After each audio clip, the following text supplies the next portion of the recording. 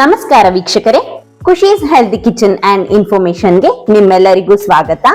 ಇವತ್ತಿನ ಎಪಿಸೋಡ್ ನಲ್ಲಿ ನಮ್ಮೆಲ್ಲರಿಗೂ ಪ್ರತಿನಿತ್ಯ ಎದ್ದಿದ ತಕ್ಷಣ ಬೇಕಾಗಿರೋದು ಕುಡಿಯೋಕೆ ನೀರು.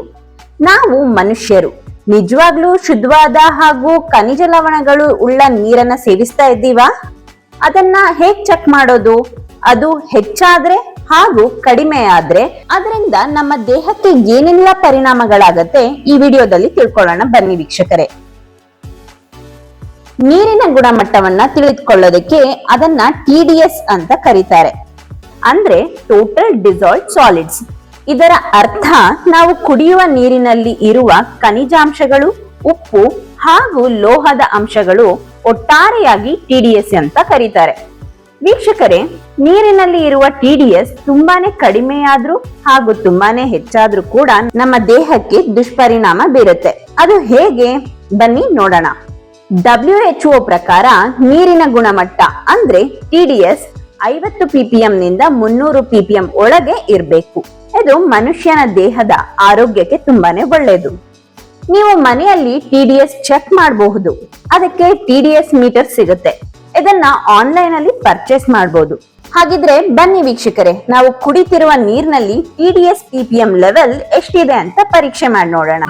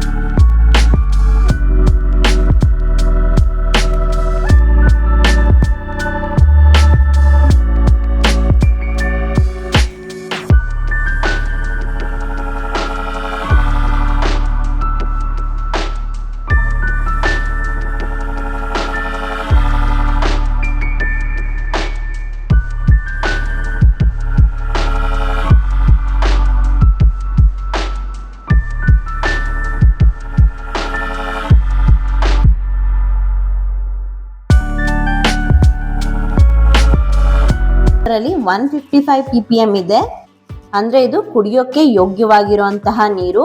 150 ರಿಂದ 300 ppm ಅಷ್ಟರಲ್ಲಿ ಇರುವಂತಹ ನೀರು ನಮ್ಮ ಆರೋಗ್ಯಕ್ಕೆ ತುಂಬಾನೇ ಒಳ್ಳೆಯದು. ಹಾಗೆ ನಮ್ಮ ದೇಹಕ್ಕೆ ಬೇಕಾಗಿರುವಂತಹ ಖನಿಜ ಲವಣಗಳು ಈ ನೀರಿನಲ್ಲಿ ಸಿಗುತ್ತೆ. ಸೊ ಇದೇ ನೀರನ್ನ ನಾವು ಕಾಯಿಸಿ ಕುಡಿಯೋದ್ರಿಂದ ನಮ್ಗೆ ಯಾವುದೇ ರೀತಿ ತೊಂದರೆ ಆಗೋದಿಲ್ಲ. ಅದೇ ನಾವು ಪ್ಯೂರಿಫೈ ಮಾಡಿರುವಂತಹ ನೀರನ್ನ ಎಷ್ಟು ಪರಿಶುದ್ಧವಾಗಿರುತ್ತೆ ಅಂದ್ರೆ, ಒಂದು ಮಾತು ಹೇಳ್ತಾರೆ, ಬೆಳ್ಳಗಿರೋದೆಲ್ಲ ಹಾಲಲ್ಲ ಅಂತ. ಹಾಗೆ ತುಂಬಾ ಪ್ಯೂರಿಫೈ ಆಗಿರುವಂತಹ ನೀರು ನಮ್ಮ ದೇಹಕ್ಕೆ ಅಷ್ಟು ಆರೋಗ್ಯಕರ ಕೂಡ ಅಲ್ಲ. ಹಾಗಾಗಿ ಈ ನದಿ ನೀರು ಏನ್ ಬಿಡ್ತಾರೆ, ಟ್ಯಾಪ್ ವಾಟರ್, ಇದನ್ನ ನಾವು ಮನೆಯಲ್ಲಿ ಕಾಯಿಸಿ ಆರಿಸಿ ಕುಡಿಯೋದ್ರಿಂದ ನಮ್ಮ ಆರೋಗ್ಯಕ್ಕೆ ಬೇಕಾಗಿರುವಂತದ್ದು ಹಾಗೆ ನಮ್ಮ ದೇಹಕ್ಕೆ ಬೇಕಾಗಿರುವಂತಹ ಖನಿಜ ಲವಣಗಳು ನಮಗೆ ಸಿಗ್ತವೆ. ಅದರಿಂದ ನಮ್ಮ ಆರೋಗ್ಯಕ್ಕೂ ಕೂಡ ಒಳ್ಳೆಯದು. ನೋಡಿದ್ರಲ್ವಾ ವೀಕ್ಷಕರೇ, RO ಪ್ಯೂರಿಫೈಯರ್ ನೀರು ಹಾಗೂ ನದಿ ನೀರಿನಲ್ಲಿರುವ TDS ಲೆವೆಲ್ ಎಷ್ಟು ಅಜಗಜಾಂತರ ವ್ಯತ್ಯಾಸ ಇದೆ ಅಂತ. ವೀಕ್ಷಕರೇ, ಈ ನೀರಿನ ಗುಣಮಟ್ಟ ಇಷ್ಟೊಂದು ವ್ಯತ್ಯಾಸ ಇದೆ. ಇದನ್ನ ನಮ್ಮ ಆರೋಗ್ಯ ಇಲಾಖೆ ಅಧಿಕಾರಿಗಳು ಎಲ್ಲಾ ಕಡೆ ಪರಿಶೀಲನೆ ಮಾಡಬೇಕು ಹಾಗೂ ಸರಿಪಡಿಸಬೇಕು. ಇಲ್ಲ ಅಂದ್ರೆ ಮುಂದೊಂದು ದಿನ ಇದರ ದುಷ್ಪರಿಣಾಮಗಳನ್ನ ನಾವು ಅನುಭವಿಸಬೇಕಾಗತ್ತೆ. WHO ಪ್ರಕಾರ ನೀರಿನ TDS ಮಟ್ಟ ಹೇಗಿರ್ಬೇಕು ಅಂತ ತಿಳಿಸಿದ್ದಾರೆ. 50 ರಿಂದ 150 ppm ಇದ್ರೆ ನೀರಿನಲ್ಲಿ ಅದು ಕುಡಿಯೋದಕ್ಕೆ ಶ್ರೇಷ್ಠವಾದ ನೀರಾಗಿರುತ್ತೆ. 150 ರಿಂದ 300 ppm ಕುಡಿಯೋದಕ್ಕೆ ಯೋಗ್ಯವಾಗಿರುತ್ತೆ. 300 ರಿಂದ 500 ppm ಇದ್ದರೆ ಆ ನೀರು ತುಂಬಾನೇ ಗಡಸಾಗಿರುತ್ತೆ ಅಂತ. 500 ppm ಮೇಲೆ ಇದ್ರೆ ಆ ನೀರು ಕುಡಿಯೋದಕ್ಕೆ ಯೋಗ್ಯವಾಗಿರೋದಿಲ್ಲ ಅಂತ. 50 ppm ಒಳಗೆ ನೀರಿನ TDS ಮಟ್ಟ ಇದ್ರೆ ಆ ನೀರಿನಲ್ಲಿ ನಮ್ಮ ದೇಹಕ್ಕೆ ಬೇಕಾಗಿರುವ ಯಾವುದೇ ಖನಿಜಾಂಶಗಳಿರೋದಿಲ್ಲ. ಆ ನೀರು ಕುಡಿಯಲು ಕೂಡ ರುಚಿಕರವಾಗಿರೋದಿಲ್ಲ. ನೀರಿನಲ್ಲಿ TDS ಜಾಸ್ತಿ ಆದ್ರೆ ಆ ನೀರನ್ನ ಸೇವಿಸೋದ್ರಿಂದ ಏನೆಲ್ಲ ಸಮಸ್ಯೆ ನಮ್ಮ ದೇಹಕ್ಕೆ ಆಗತ್ತೆ?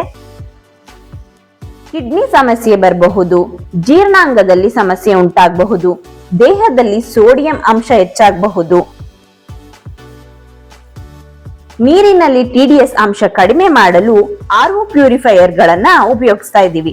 ಆದ್ರೆ ಆ ಫಿಲ್ಟರ್ಗಳು TDS ತಗ್ಗಿಸುವ ಜೊತೆಗೆ ನೀರಿನಲ್ಲಿರುವ ಖನಿಜಾಂಶಗಳು ಕೂಡ ಫಿಲ್ಟರ್ ಮಾಡ್ಬಿಡ್ತಾ ಇದೆ. ಇದರಿಂದ ನೀರು ತನ್ನ ಸತ್ವವನ್ನ ಕಳೆದುಕೊಳ್ತಿದೆ. ನೀರಿನಲ್ಲಿ TDS ಕಡಿಮೆಯಾಗೋದ್ರಿಂದ ಕೂಡ ಸಮಸ್ಯೆ ನಮ್ಮ ದೇಹಕ್ಕೆ ಬರುತ್ತೆ.